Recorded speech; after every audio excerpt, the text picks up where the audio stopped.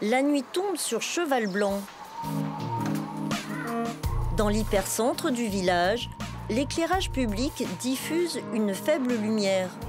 L'intensité des ampoules LED a été baissée de 40%. Cette programmation prévoit aussi une coupure à 21 h. C'est une bonne chose, je trouve.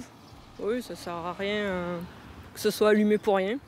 Donc c'est très bien. J'adore regarder les étoiles. J'ai un télescope, donc j'aime beaucoup quand la lumière s'éteint parce que je me mets sur mon balcon, il fait tout noir et je trouve ça très paisible. Puis ça fait du bien pour la planète. Cette commune du Vaucluse de 4000 habitants compte 415 points lumineux. Les plus excentrés sont programmés pour s'éteindre dès 20 h. Un point lumineux, quand il est coupé pendant 9 heures, ça fait quand même des économies. Et avec la réduction de puissance, l'économie est encore plus importante. Pour faire des économies, Christian Mounier cible aussi le chauffage collectif dans les bâtiments communaux. Bon, Michel, on va aller voir si le réglage de la chaudière il est bon, parce que tu sais qu'il y a une réservation qui est programmée là pour ce week-end. Le maire applique le plan de sobriété énergétique du gouvernement. Le chauffage est programmé à 19 degrés, sauf pour certains publics. Le repas de nos aînés, on ne peut pas faire autrement que de...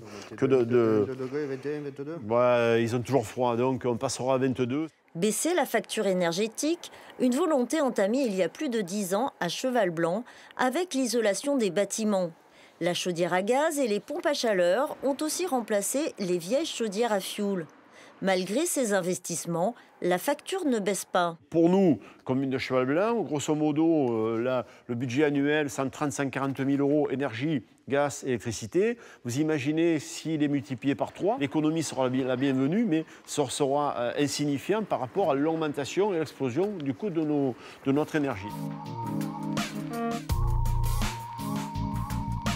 Le chauffage collectif a un casse-tête aussi à Piolinc, malgré l'isolation et la rénovation des bâtiments communaux.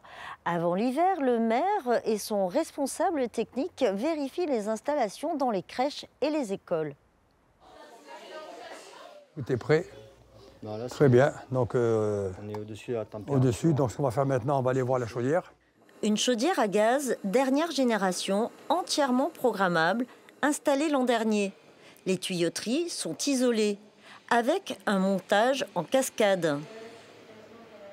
C'est-à-dire, s'il fait du -4, -5 à l'extérieur, les 3 chaudières démarreront. Et s'il fait 17, 18, il n'y en a qu'une qui démarre. On constate au 1er juin de 2022, 30% d'augmentation du prix du gaz. Pas de la consommation.